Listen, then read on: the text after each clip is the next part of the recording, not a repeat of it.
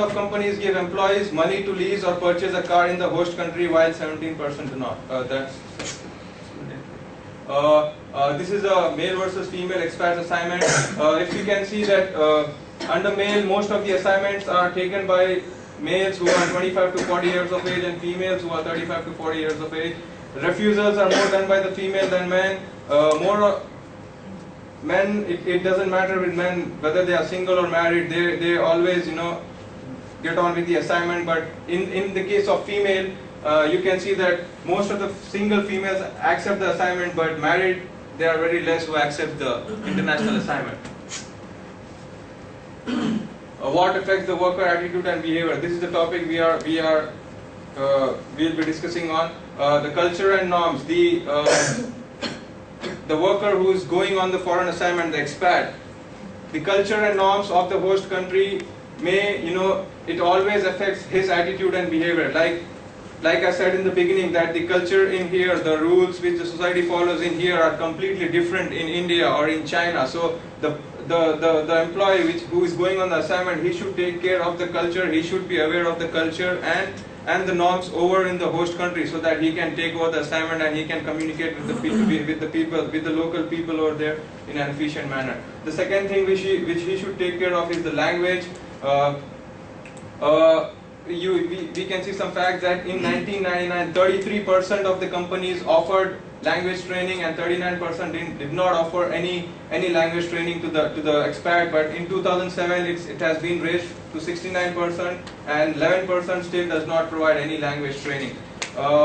Language is the most important concept which affects worker attitude and behavior, because when he is going out on a foreign assignment, and if like English is a universal language, but if he is going out, he needs to also communicate with the local people outside the job, so he should also take care of that too.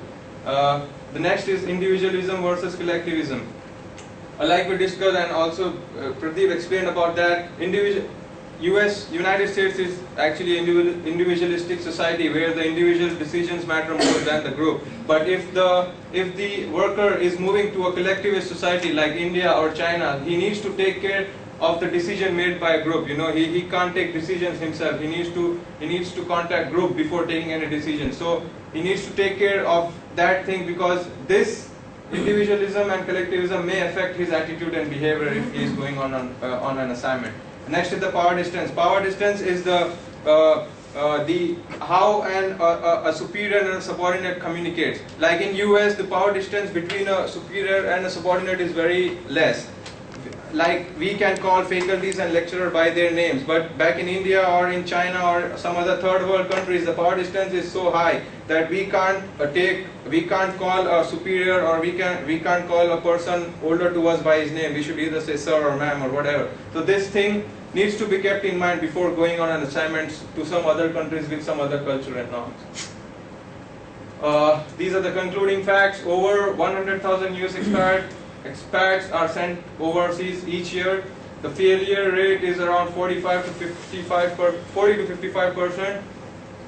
It usually represents a cost to US firms. The financial cost is around 250,000 to 1 million. Besides the financial cost, there are also additional costs, such as the damaging the relationships in the long run, which could cost the company much more than the financial cost.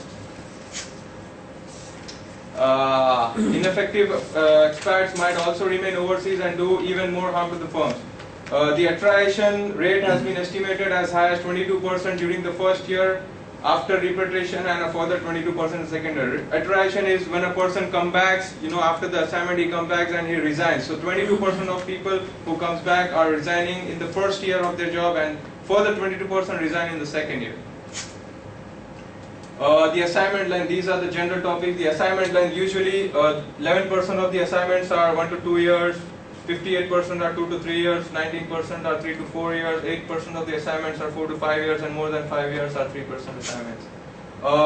This is the conclusion part, how a person starts the assignment and how it ends. Like we can see on point 1 right here, it starts with the interest towards the international assignment by the employee. First, the employee shows his interest towards the international assignment. This is followed by the offer from the employer and the decision making. The decision making is done by the employee, whether he is accepting the appointment or not.